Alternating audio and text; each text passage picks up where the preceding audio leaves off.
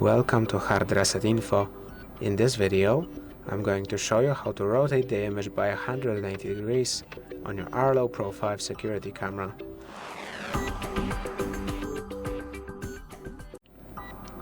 If the image on your camera is upside down, one way you could possibly help yourself fix that is to simply adjust the mounting and rotate your camera.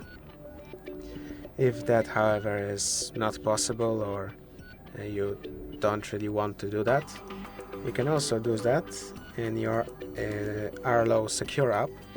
In here, go into Devices, tap on the camera you wish to rotate, go into Settings, and in here scroll down to Video Settings and then choose the Rotate Image 180 degrees, which, as you may see in the preview, just turns everything upside down.